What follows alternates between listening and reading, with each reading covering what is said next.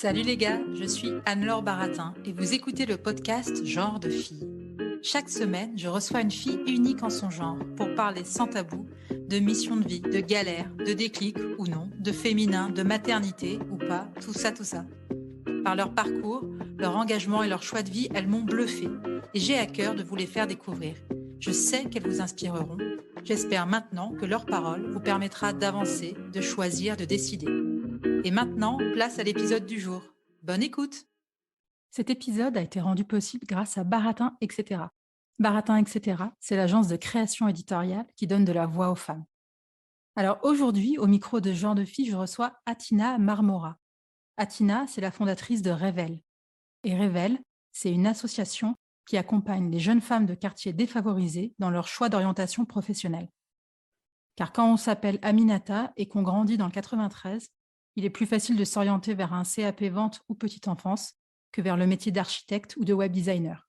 Alors, à travers des parcours personnalisés et entre filles, Révèle veut déconstruire les stéréotypes de genre et accompagner ces jeunes filles à prendre confiance en elles, leur faire rencontrer des rôles modèles et faire des choix en connaissance de cause.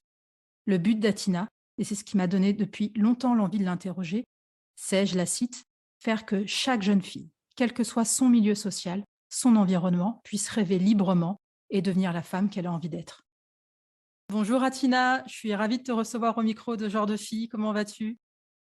Bonjour Anne-Laure, je suis ravie d'être avec toi à ton micro. Je vais bien. Eh bien, tant mieux. Pour la première question, on va rentrer assez vite dans le vif du sujet. J'aimerais savoir quel a été le déclic pour que tu crées Révèle. Alors, le déclic, je pense qu'il est parti. Il y a plusieurs choses. Il y a des déclics d'ordre personnel et des déclics d'ordre professionnel. Forcément, créer un projet comme Révèle, ça vient toucher une trajectoire personnelle, une histoire. Donc moi, il faut savoir à la base, quand j'ai créé Révèle, j'étais formatrice, j'intervenais dans les lycées sur les questions d'orientation auprès des jeunes. Et donc, j'ai animé des ateliers sur la connaissance de soi, le projet pro, les codes savoir-être de l'entreprise. Voilà, j'avais cette passion pour la jeunesse et pour accompagner les jeunes à se réaliser pleinement. Et j'intervenais essentiellement dans les quartiers prioritaires de la ville, donc beaucoup en banlieue. Ouais. Et j'ai été très rapidement frappée par les filles qui, euh, qui globalement manquaient de confiance en elles. En tout cas, j'observais dans les classes un manque de confiance qui se traduisait par une prise de parole beaucoup moindre que les garçons, des postures assez fermées, et puis aussi un manque de diversité dans les choix d'orientation. Et le fameux, que j'appelle le fameux top 3 des métiers, où quand je posais la question, qu'est-ce que tu veux faire plus tard, les filles avaient secrétaire, assistante de direction et puéricultrice, quoi. Ouais. Et en essayant de comprendre un peu plus le pourquoi de ces choix restreints, le constat, ça a été que finalement, ces jeunes filles faisaient des choix de métiers qui étaient tout simplement présents dans leur environnement social et familial et qu'elles ne pouvaient pas rêver d'être architectes si autour d'elles, il n'y avait aucune femme architecte. Et c'est là où cette question vraiment de l'égalité des rêves m'est apparue. On parle beaucoup d'égalité des chances. Et l'égalité des chances, ça passe avant tout par l'égalité des rêves. En tout cas, c'est ce qu'on défend chez Révèle. Et je me suis dit, mais en fait, comment est-ce que moi, qui ai eu cette chance, et c'est là où le personnel revient dans Ouais. l'histoire, qui ai eu cette chance d'avoir un père, une mère qui m'ont ouvert les champs des possibles, qui m'ont très tôt amené à voyager, à ouvrir si je puis dire, mes chakras. Ouais. Comment est-ce qu'on peut laisser d'autres jeunes filles qui, du coup, par manque d'information, par manque de confiance en elles, ne peuvent pas finalement avoir accès à un choix conscient et libre. Donc, c'était vraiment cette question-là, juste le fait de se dire que pourquoi moi j'ai le choix et d'autres ne l'ont pas, c'est ça qui m'a amené à me dire, ok, on va faire quelque chose quoi, pour ces filles, pour permettre justement une égalité des rêves et au final une égalité des chances. Et c'est ce que tu disais aussi dans une interview, c'est que même physiquement, tu trouvais qu'elles étaient renfermées. Complètement. Ouais.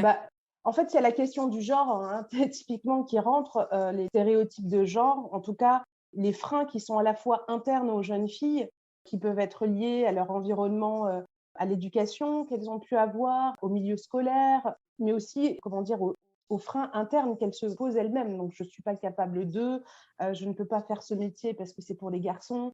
Enfin voilà, il y a tout ça qui est à prendre en compte dans l'accompagnement au choix et le fait d'être une fille, il y a d'autres portes qui se ferment et il faut savoir que ces filles, pourquoi ces filles-là? Parce qu'on est face à des filles qui cumulent finalement les déterminismes. On est à la fois sur un déterminisme de genre, un déterminisme de territoire et un déterminisme social. Ouais. Comment tu as décidé de te dire, parce que donc Révèle, ça s'accompagne, aux jeunes filles, c'est entre 15 et 20 ans, c'est ça? Alors, on s'adresse à des jeunes filles qui ont entre 14 et 20 ans, bien D'accord. que maintenant, les jeunes filles, en fait, restent dans Révèle avec des besoins qui évoluent et on accompagne aussi des jeunes filles qui ont entre 20 et 24 ans, mais qui sont déjà passées par notre programme phare, hein, qui est le parcours Révèle ton potentiel. Mais l'idée chez Révèle, c'est vraiment de proposer un accompagnement, donc avec un peu un sas d'initiation, avec le programme Révèle ton potentiel. Donc là, on travaille vraiment sur la déconstruction des croyances limitantes, sur l'ouverture des champs des possibles. Et ensuite, on a un accompagnement sur le plus long terme, ça se déroule sur 5 mois, où là, elles vont découvrir le monde professionnel, accéder à des univers professionnels. Donc, l'objectif, il est triple chez Révèle, c'est toujours 1, la confiance en soi, 2, l'ouverture des champs des possibles, et 3, favoriser le passage à l'action. Donc, le 1 et le 2, c'est à travers le programme Révèle ton potentiel et toutes les actions qu'on propose de découverte métier, secteur d'activité. Et le 3, c'est vraiment la communauté, puisque Révèle aujourd'hui, c'est une communauté de filles et de femmes qui s'engagent. Et dans cette communauté, les jeunes filles ont la possibilité de mettre en action ce qu'elles ont appris. En fait, on leur offre un terrain d'expérience et d'expérimentation qui permet de continuer à travailler la confiance, l'ouverture des champs des possibles. Donc, c'est du long terme, c'est du long cours, parce qu'on ne change pas les choses du jour au lendemain. Ce n'est pas en un atelier de 3 heures qu'on transforme, en fait. Et chez Révèle, on est vraiment sur une transformation profonde. Comment on donne à ces jeunes filles les clés pour être actrices de leur parcours et plus loin, actrices de leur vie, quoi. C'est-à-dire qu'il y a le pro, mais ce qui nous intéresse, c'est vraiment comment on devient actrice de sa vie et comment on se donne les choix en conscience. On se donne la possibilité de faire des choix en conscience et comment on accède à un réseau de femmes qui sont là pour faciliter cette mise en action, l'encourager et la rendre concrète, en fait, et la conscientiser. Et est-ce que justement pour ces jeunes femmes, la découverte du réseau, c'est pas un truc, déjà, tu sais, en tant que femme, quand tu viens d'un milieu, plutôt, aisé, en tout cas moi c'est mon cas, le réseau, c'est pas forcément un truc évident, même si on t'en parle souvent. J'imagine Ouais. que quand c'est entre 15 et 20 ans, que tu viens, d'une banlieue, enfin voilà, que tu as pas forcément des rôles modèles autour de toi, bah, en fait le réseau, c'est ça C'est une vraie découverte, en fait, ouais, pour elles. exactement. C'est déjà de se rendre compte qu'elles ne sont pas seules à vivre ce qu'elles vivent, en tout cas les difficultés qu'elles peuvent avoir en tant que jeunes femmes.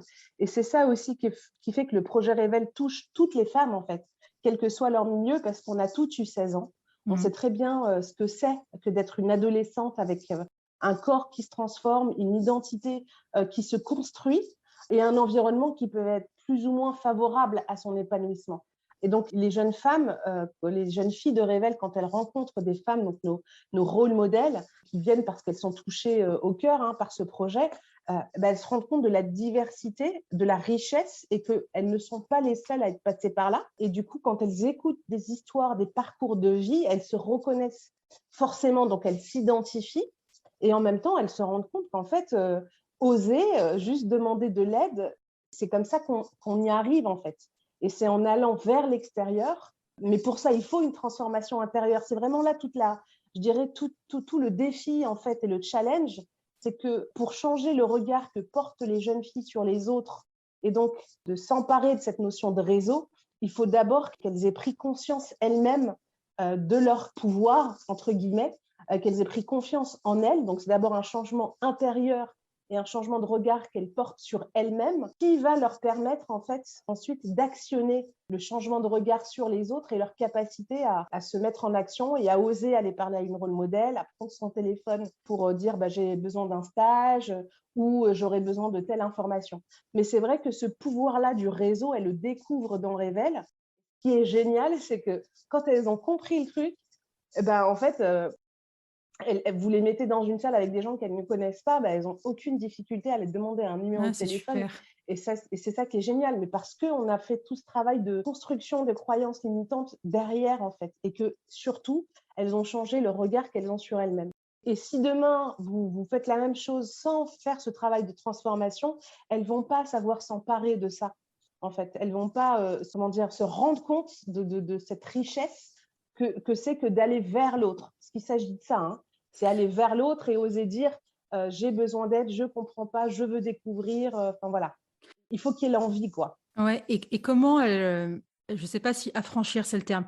Comment elles s'affranchissent de leur famille? Est-ce que les familles, parce qu'elles ont entre 15 et 20 ans, donc enfin, j'imagine qu'elles habitent encore chez leurs parents. Est-ce que les familles, elles Ouais. sont, supportent, elles comprennent ce changement, elles comprennent cette envie de peut-être changer du schéma familial? Elles soutiennent à 100. Enfin, vous, en fait, comment vous gérez, en fait, ces relations qu'ont ces jeunes filles du programme avec leur famille? Alors, avec leur famille, il y a de tout, hein. C'est-à-dire que ça, enfin, je veux dire que c'est comme dans les milieux, je dirais, plus Oui, bien privilégiés. sûr. La pression, elle est peut-être différente. Enfin, je veux dire, c'est pas vraiment une question de famille. L'affranchissement, il est déjà d'abord vis-à-vis de soi. C'est comment moi, je m'affranchis de mes propres limites. Ouais. Comment moi, en tant que fille, je porte un regard bienveillant sur moi, comment je prends confiance en moi, comment je travaille mon estime de moi. C'est d'abord ça. Et ensuite, le reste, bien évidemment, on va le travailler, notamment en impliquant les parents. Ouais, OK. C'est-à-dire que nous, on Ouais. fait des réunions d'information parents. Et comment est-ce qu'on explique aux parents l'impact de Révèle? On fait témoigner une maman et on fait témoigner une jeune fille. Et elle parle en fait de ce que ça a créé ou changé ou modifié. Et ce qui est assez frappant, en tout cas moi, ce qui m'émeut à chaque fois et qui me touche, c'est quand on voit des mamans qui sont complètement désemparées, c'est-à-dire qui ont peur. Souvent, c'est ça, hein, les parents, ce qu'elles recherchent, c'est ce besoin de sécurité. Les mères, je dis les mères parce qu'on a quand même encore plus de 70% de mamans qui sont présentes aux réunions d'information. Donc Ouais. voilà. Mais en tout cas, les mamans, elles viennent en se disant, enfin, je l'ai eu une fois, hein, cet exemple-là, et ça m'a vraiment marqué. En réunion d'information, une mère qui, donc on fait un tour de table, je leur demande de se présenter et pourquoi ils sont là et pourquoi est-ce qu'ils soutiennent leur fille dans l'inscription à Révèle. Et j'ai une maman qui a commencé en pleurant et en disant mais moi, je veux pas que ma fille finisse comme moi, c'est important, elle a un choix d'orientation, je veux qu'elle y arrive, je veux pas qu'elle finisse comme moi à faire des ménages. Et cette maman s'est trouvée très désemparée en fait. Elle vient avec toute cette angoisse et cette envie que sa fille réussisse. Et ce qui était dingue, c'est de voir les autres parents la rassurer et lui dire que sa fille peut réussir, etc. Et Révèle, c'est aussi ça, en fait, c'est créer des espaces, que ce soit pour les jeunes filles, que ce soit pour les parents, enfin pour les mamans en l'occurrence, des espaces en fait où on peut juste exprimer les choses et ne plus être seule face aux difficultés qu'on peut rencontrer. Que je m'éloigne un petit peu peut-être du Non, sujet, non, mais pas du tout, c'était hyper intéressant. Révèle, ça existe depuis 2013, donc ça fait 9 ans que tu connais ces jeunes femmes. Quelle ouais. évolution, toi, tu notes dans les caractères, les envies, les peurs? Qu'est-ce qui te marque dans l'évolution un peu des choses? Alors, ce qui me marque, je vois apparaître une nouvelle génération qui sait plus ce qu'elle ne veut plus, Ouais. en fait, avec un rapport au travail, un rapport aux institutions qui est changeant. C'est-à-dire qu'on sent quand même que de la part de cette jeunesse, il y a une envie de changement, de plus faire comme avant, et une sensibilité à ce monde en changement, avec tous les enjeux à la fois écologiques, économiques, auxquels ils sont beaucoup plus en conscience. On sent une génération qui se sent encore plus responsable, je dirais, et qui ne veut plus subir. C'est-à-dire qui sent, ouais, qui est en responsabilité, c'est-à-dire qui veulent changer les choses. Il n'y a plus autant de, ben voilà, le système il est comme ça en fait. C'est une envie de changement et de porter ce changement et puis une certaine défiance aussi. Je pense notamment au niveau politique avec un manque de confiance dans la politique en général et l'envie que ça change quoi. Je le sens en fait. Elles sont Ouais. plus, en tout cas dans les jeunes filles, plus aptes en fait à parler des problématiques qu'elles vivent, notamment par exemple les sujets de discrimination, de racisme. C'est des sujets qui reviennent à chaque fois, mais de plus en plus fort, quoi. Mais qui est aussi le reflet, hein, forcément, de ce qu'elles peuvent vivre, de ce qui se passe dans la société. Ouais, mais c'était aussi l'objet de ma prochaine question, c'était, Donc, tu as eu le mouvement MeToo, tu as plus largement la libération de la parole, tu as ce féminisme intersectionnel, le fait qu'on entende plus les femmes, qu'elles ont envie de prendre leur place. Est-ce que les formatrices et toi, vous le ressentez à travers ces jeunes femmes que vous accompagnez? Est-ce qu'en gros, ce mouvement d'empowerment, est-ce qu'il a traversé le périph'? Alors, il a traversé le périph', du moins pour celles que nous, on voit chez Révèle, hein. Alors, il Ouais. faut toujours relativiser les choses, c'est-à-dire que nous, on ne touche pas toutes les filles, mais du coup, c'est quand même important de le replacer. Qui est sûr, les jeunes femmes sont plus... Alors, je ne sais pas si c'est une résultante de Révèle, en fait, du fait de rencontrer d'autres femmes et que du coup, ça allume ça chez elles. En tout cas, ça les autorise à allumer ça, parce qu'il y a aussi une question de s'autoriser à. Mais dans nos jeunes filles, on a beaucoup de jeunes femmes qui sont engagées, qui s'engagent sur des sujets en lien avec le féminisme. Ça, c'est clair. Mais c'est une fois qu'elles ont fait Révèle, moi, je me questionne quand même parce que nous, ce qu'on veut, c'est toucher les filles qui sont les plus invisibles, donc les plus loin. Et souvent, c'est une vraie découverte. La notion de sororité, par exemple, est une vraie découverte pour les jeunes filles. Ça revient à plusieurs reprises de dire « Ah, mais moi, je ne connaissais même pas le terme sororité. Je ne savais pas que c'était possible, qu'on pouvait être une force, enfin que les femmes, quand elles se regroupent entre elles, peuvent être fortes et puissantes et peuvent s'aider entre elles. Elles le découvrent. Mais une fois qu'elles l'ont découvert, on ne peut plus les arrêter. Ah, Et c'est c'est ça qui est super. génial. Et Ouais. c'est ça qui est génial. Donc, et du coup, elles peuvent aussi, après, derrière, et c'est vraiment là un des effets escomptés par cette communauté d'anciennes, de pouvoir ça le disséminer un peu Ouais. partout Ouais. auprès d'autres jeunes femmes. Mais le sujet du féminisme, oui, il revient et dans la communauté des anciennes, de Révèle qui s'engagent dans le projet, il y en a pas mal qui s'engagent du coup dans des projets autour de ça. J'ai vu que vous aviez aussi un super bon, donc dans les participantes du programme, vous aviez un excellent bouche à oreille, justement des anciennes participantes et que c'est quoi? C'est Oui. 50% des participantes qui viennent justement de la part des anciennes, en fait? Alors, on est peut-être un petit peu moins que Ouais, 50%. Ça, je pense qu'on aimerait bien être à 50%, mais on doit être entre 30 et 40%, d'accord, OK. qui est déjà pas mal. Mais je pense que, mais parce qu'il n'y a pas mieux en fait que les jeunes filles pour parler de Révèle. Enfin, je veux dire, ce sont les meilleures ambassadrices parce qu'elles ont vécu l'expérience. Et d'ailleurs, c'est tout le sujet aujourd'hui de comment maintenant on accompagne cette communauté à acquérir des compétences, en tout cas pour s'emparer encore plus du projet en fait. Parce que Mmh. Révèle, c'est leur projet et c'est à elles d'en être moteur et actrice, quoi. Ça s'accompagne, ça s'outille. Et comment vous faites justement? Parce que tu l'as évoqué tout à l'heure assez rapidement, tu disais que maintenant vous commencez, enfin vous continuez à les accompagner après à la fin du Oui, programme. Parce qu'en fait, il reste ouais. si tu commences des études et cetera, tu es toute jeune en fait à 20 ans. Ouais, et comment vous faites Ouais. alors? Comment concrètement ça se passe? Alors, bah, c'est une question d'animation de communauté avant tout, c'est-à-dire Ouais, qu'on a créé un poste d'animation de communauté. Donc, et surtout, on a créé ce qu'on appelle des pôles d'engagement chez Révèle. Et en fait, les jeunes filles qui font Révèle, donc non seulement après qu'elles aient fini le programme des 5 mois, donc elles deviennent officiellement des alumni de Révèle, elles ont la possibilité de devenir soit ambassadrices et de représenter Révèle auprès d'autres jeunes filles, d'aller sur des forums, de recruter des jeunes filles pour les parcours Révèle ton potentiel. Elles ont aussi la possibilité de prendre la parole, notamment quand on fait des vidéos, des interviews.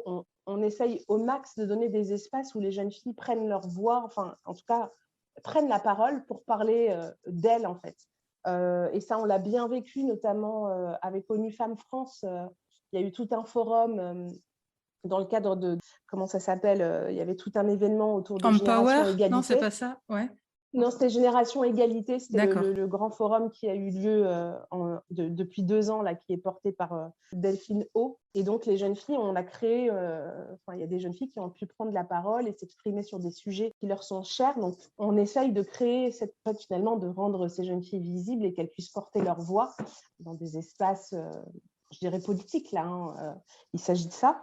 Et elles ont aussi la possibilité de s'engager sur un pôle communication. Donc, elles peuvent rédiger des articles, faire des vidéos pour Révèle.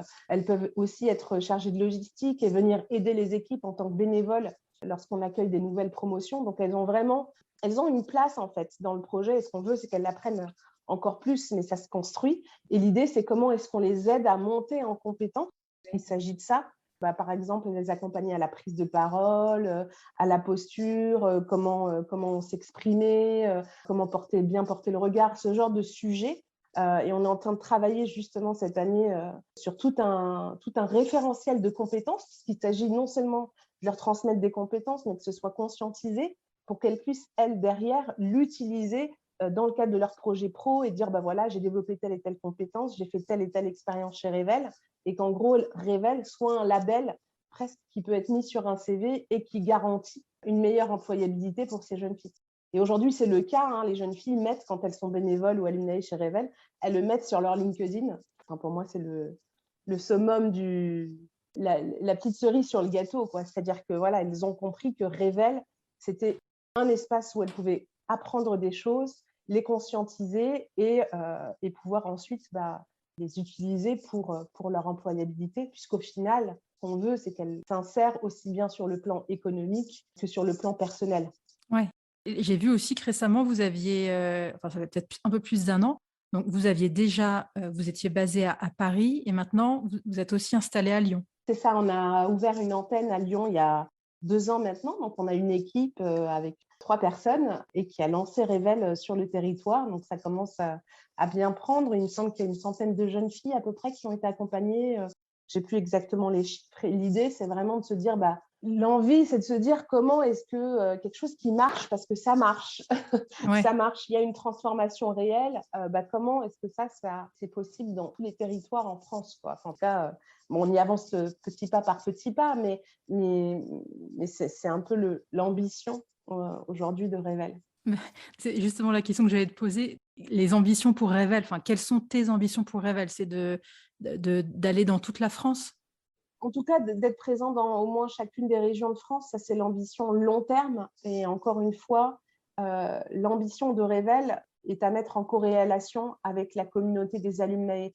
Pour moi, c'est par la puissance du réseau de ces anciennes que Revel pourra aussi grandir. Il y a à la fois cette envie d'être présent sur plusieurs territoires, qui est je dirais un essaimage quanti, mais aussi un essaimage quali en faisant monter en compétences nos anciennes, nos alumnae, pour qu'elles soient encore plus visibles et pour que les problématiques qui touchent les jeunes femmes soient plus entendues, plus prises en compte avec un volet un peu plus plaidoyer Ouais. de la part de Revel. C'est vraiment une ambition qui est double. Qu'est-ce qu'on peut faire, nous, pour aider Revel?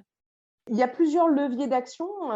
Si vous êtes dans une entreprise, notamment, ou une structure, en fait, pour qui cette question du triple déterminisme et de l'empowerment des jeunes femmes est un sujet, c'est comment vous pouvez impliquer votre entreprise et soutenir les actions de Revel, hein, puisque aujourd'hui, Revel, c'est une équipe de 20 personnes.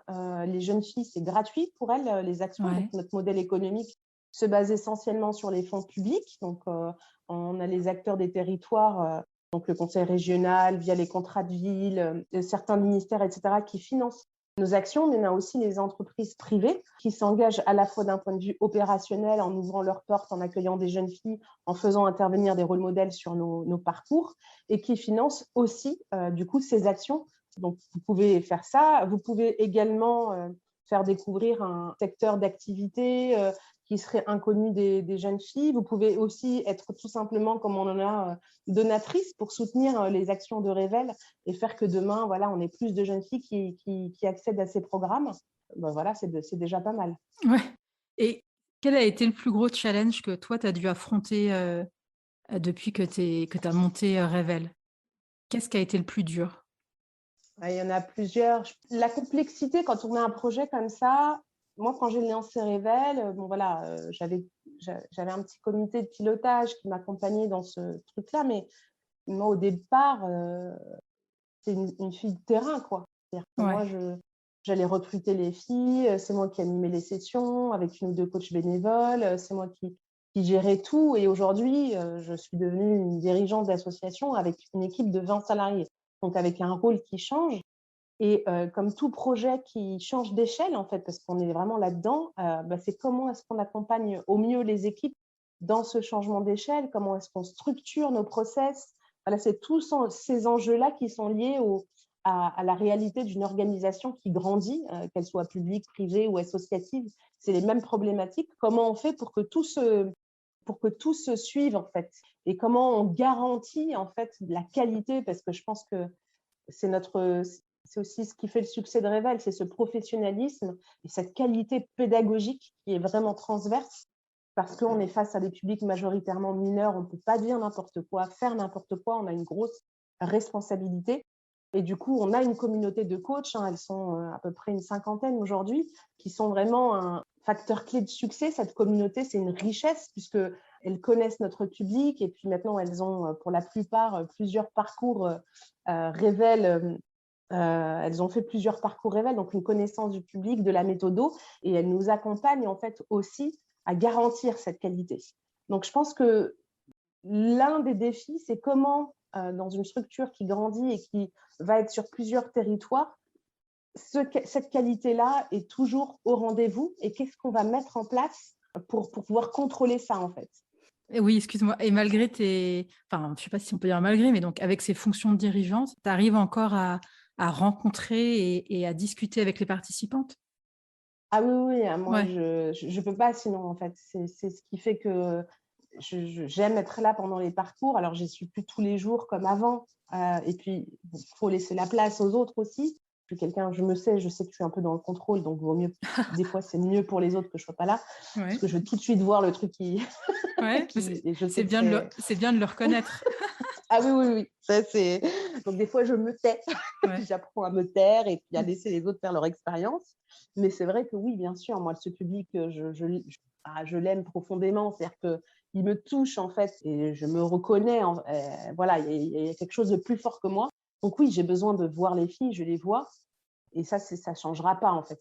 Je ne vois pas comment faire sans rester en contact avec les jeunes filles. Et toujours, ce qui est important chez Révèle, c'est qu'on essaie toujours de partir du besoin de la jeune fille. On ne peut pas partir des besoins d'un public si on n'est pas au plus proche de son public. ouais, Et toute l'équipe est à ce focus-là, de toujours partir du besoin et de ne pas penser à la place d'eux. C'est un mindset qui est différent, en tout cas, qui prend en compte les spécificités et qui va même au-delà, c'est-à-dire qu'elles sont même actrices de la solution. C'est-à-dire que c'est ce vers quoi on veut aller aujourd'hui, qu'elles soient même encore plus partie prenante, parce que je suis convaincue que c'est comme ça qu'on arrive vraiment à changer les choses sur le long terme et puis à envisager, à se donner les facteurs clés de succès de notre réussite, quoi. Enfin, en ouais. tout cas, de l'ambition qu'on souhaite avoir demain en étant sur les territoires. C'est les jeunes filles, c'est les alumni qui vont aussi être porteuses de cette ambition. Et si elles ne le sont pas, c'est qu'on se pose la question, c'est qu'on ne fait pas bien les choses. Enfin, Ouais. voilà. Et à titre personnel, qu'est-ce que ça apporte de s'engager? Je me sens utile, ça donne du sens. Pour moi, le terme travail ne me plaît pas. Enfin, je suis plus dans ma mission, en tout cas, celle que j'ai choisi de me donner. Je sens que voilà, je suis à la bonne place, au bon endroit, au bon moment, et ça me nourrit en fait, parce que voilà, révéler les personnes, c'est ce qui me donne le sourire et c'est ce qui me fait croire en une société meilleure demain. Et c'est ce qui me donne de l'espoir, en fait. Et c'est ce qui me donne de la niaque Ouais, pour avancer, quoi. Et c'est ce qui me donne aussi, voilà, je me dis, bah, waouh, quand je vois ces jeunes filles, je me dis, mais demain peut être que meilleur. Et donc, du coup, forcément, voilà, moi, j'ai 2 filles, je me dis, voilà, dans quelle société est-ce qu'elles vont vivre? Et ça donne la pêche, quoi. Ça donne ouais, de l'espoir, quoi, dans ouais. les futures générations. Ouais, c'est joli. C'est souvent ce que les personnes engagées disent. Il y a vraiment la question du sens, le fait d'être nourri en fait par ce sentiment de faire avancer les choses. Enfin, au moins d'avoir cet Ouais. espoir d'une société plus inclusive, plus qui avance, quoi. Oui, puis c'est le fait de faire ensemble aussi, c'est-à-dire qu'on parle beaucoup de vivre ensemble, mais enfin, dans Révèle, on est vraiment sur le faire ensemble. Comment, quand on crée des écosystèmes où il y a différentes parties prenantes qui se réunissent autour, voilà, de ces jeunes femmes, bah, enfin, voilà, ça peut créer que de l'impact positif et du changement. Ouais, c'est tout cet écosystème-là, cette dynamique qu'on arrive à créer chez Révèle, que j'aimerais voir à un niveau encore plus grand, en fait, hein, parce que chez Oui, Révèle, les parties prenantes, elles sont multiples. C'est à la fois les acteurs associatifs, c'est à la fois les parents, c'est à la fois les acteurs éducatifs avec les collèges, les lycées, mais c'est aussi des rôles modèles, donc des femmes qui viennent de plein d'environnements différents. C'est aussi les entreprises qui s'engagent sur ces actions-là, des coachs, des jeunes femmes. Enfin, il y a une richesse, une diversité, et tout ça fonctionne ensemble et permettent justement du faire ensemble, on passe au grandir ensemble, hein, parce que les rôles modèles, quand elles viennent chez Revel, qu'elles interviennent, elles reviennent à chaque fois et elles ressortent de là aussi en ayant grandi elles-mêmes, en fait, et en elles-mêmes travaillé leur confiance en elles. Donc, oui. c'est un vrai effet miroir qui fait toute la richesse du projet. Ouais, ça va être hyper enrichissant de partager aussi ce que toi, tu as vécu. Enfin, je veux dire, pour les rôles modèles qui viennent raconter un peu leur histoire, je pense que c'est aussi du donnant-donnant, en fait. Des deux côtés, ça apporte quelque chose. C'est complètement ça. Mm. C'est complètement ça. Alors, je ne sais pas si tu connais Annick Cogent, qui est journaliste au Monde. Elle fait des portraits de femmes et elle pose cette question, qui a même donné un livre. En fait, elle demande toujours à ses invités de compléter la phrase « Je ne serais pas arrivée là si ». Alors, Ouais, j'ai son bouquin. Ah, excellent. Eh bien, écoute, du coup, je te Ah, propose de compléter la phrase. bah moi, je ne serais pas arrivée là si je n'avais pas eu le père que j'ai aujourd'hui, qui m'a vraiment transmis beaucoup de choses et qui a été, je le dis, hein, le premier féministe que j'ai rencontré dans ma vie, quoi. Mon père, ça a toujours été mes filles. Il n'y a pas de garçon, il n'y a pas de fille. Vous avez la possibilité de faire ce que vous voulez. Donnez-vous juste les moyens d'y arriver, quoi. Et je pense que ça, bah, ça change la donne parce qu'on a un mindset différent. Donc, et c'est sûr que si j'avais pas eu ce papa, je pense que j'en serais pas là où j'en suis Ouais. aujourd'hui. Et c'est un peu que lui m'a transmis, je pense aussi au cœur de Révèle. Ouais. Qu'est-ce qui t'anime? Ce qui m'anime, c'est l'humain et c'est la transformation aussi. C'est quand on voit ces petites lueurs dans les yeux des filles. Alors, je vais donner un exemple précis. Ce Vas-y, qui dis-moi. m'anime, bah, par exemple, c'est quand j'ai une maman qui vient me voir et qui me dit bah, vois, moi, ma fille, avant, non, je lui ai posé la question, je lui dis mais quel est l'impact que vous avez vu chez votre fille, le premier truc qui a changé, quoi, que vous avez vu se transformer. Et elle me dit bah, moi, ma fille, maintenant, elle se regarde dans le miroir et elle prend soin d'elle. Et voilà, c'est ça qui m'anime, c'est ces Ouais. petites transformations du quotidien, mais ces petits pas qui font que forcément, ça va influencer tout le reste. Et c'est ces mini transformations, moi, qui me donnent à chaque fois le sourire et les larmes aux yeux parfois aussi, Ah quoi. ouais, je te comprends. Je trouve ça hyper émouvant. Même la manière dont tu le Mmh. racontes, on sent que ça te porte. Ouais. Et qu'est-ce qui te met en colère ou peut t'agacer? Ce qui met en colère, c'est l'injustice, profondément. Enfin, Ouais. je crois que c'est ça, hein. Pour moi, en tant que femme, mais aussi en tant qu'homme, enfin, je veux dire ça, pour moi, c'est transverse. C'est comment, avoir le choix, en fait, de sa propre vie, en fait, et pouvoir faire des choix en conscience. Et ce qui me met en colère, c'est tout ce qui empêche, en fait, les personnes de faire des choix en conscience. Ouais. L'injustice, parce que tu es issu d'un milieu modeste, parce que tu n'as pas accès le même accès à l'information, parce que tes parents maîtrisent pas le système éducatif français et qu'ils peuvent pas te dire fais cette école plutôt que cette école, et que du coup, enfin, pour moi, ça, c'est des injustices, en fait, qui me mettent en colère. Ouais. Non, je te comprends, mais c'est comme le fait de ne pas avoir les codes. Tu sais, Mais complètement. Ouais, c'est ces ça. trucs que personne t'apprend et que si tes parents t'ont pas inconsciemment.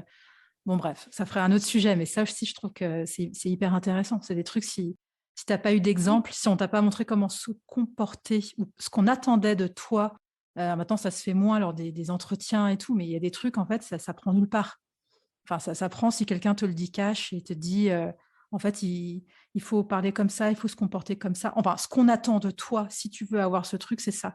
Et ça, c'est des codes oui, un peu mais inconscients, quoi. oui, oui, et ça, c'est si tu veux avoir ce truc. Mais là, le Oui, problème, c'est voilà. qu'on n'arrive même pas à si tu veux avoir ce truc, en fait. Oui, c'est vrai. C'est-à-dire que la problématique, elle est encore en amont. Ouais. C'est que je ne sais même pas que ce truc existe. Non, mais tu as raison, ouais. C'est ça, l'égalité des rêves, elle est à ce niveau-là. Ouais, C'est quand je ne sais même pas que ça existe, que c'est possible et que je peux y avoir ma place. ouais. Donc, c'est encore plus en amont. En tout cas, c'est ça qu'on traite aujourd'hui chez Revel. Non, mais tu as raison de le souligner. Ça montre qu'il y a encore Ça, le réseau, ça s'apprend. Pour moi, ça, c'est même pas c'est le plus facile, je dirais. Est-ce qu'il y a une femme que tu aimerais entendre au micro de Genre de fille? Ouais, Christiane Taubira. Ouais. Oh là là. Tu me mets Allez, une pression. Anne-Laure. Non, mais écoute, je vais essayer de Il lui y envoyer a un message. Mais là, Christiane Taubira et Ouais. une autre personne que j'aime beaucoup, Souad Belladad, qui est une ancienne journaliste aussi, et qui est engagée aujourd'hui via une association qui s'appelle Citoyenneté Possible, D'accord. mais qui est aussi engagée dans le Fonds des femmes en Méditerranée. Et je peux te mettre en relation avec elle. Ah bah oui, et ça qui est m'intéresse. juste extraordinaire. Enfin, c'est une femme, moi, qui m'inspire beaucoup, qui m'a beaucoup inspirée et accompagnée aussi sur le chemin de Révèle, qui gagnerait à être plus entendue. D'accord, mais Voilà. non, je note et on en reparlera après l'enregistrement. Et la dernière question, quel genre de fille es-tu, Atina? Tu as le droit de Moi, prendre ton temps. Non, mais le premier mot qui me vient, c'est une fille libre. Ouais. Une fille libre et qui est à la recherche d'une harmonie perpétuelle. Ah, j'adore. Merci, Atina. Merci pour Mais cet je t'en échange. prie. Et Je t'en je prie, souhaite Anne-Laure. encore bravo pour ce que tu fais chez Revel. C'est hyper inspirant et je souhaite à Revel de continuer à mettre des petites étincelles dans les yeux de ses participantes. Bravo. Merci, Anne-Laure. Merci d'avoir écouté cet épisode. J'espère qu'il vous a plu. Si c'est le cas, partagez-le autour de vous et sur les réseaux sociaux. N'hésitez pas non plus à laisser un avis positif à propos de Genre de Filles sur vos applications de podcast. Pour ne rien manquer de Genre de Filles, suivez-moi à Anne-Laure Baratin sur Instagram. Si vous avez des compliments, des critiques ou des réflexions, n'hésitez pas. Merci à Marvin Marchand pour la musique du générique. Bonne semaine et à très vite. Salut!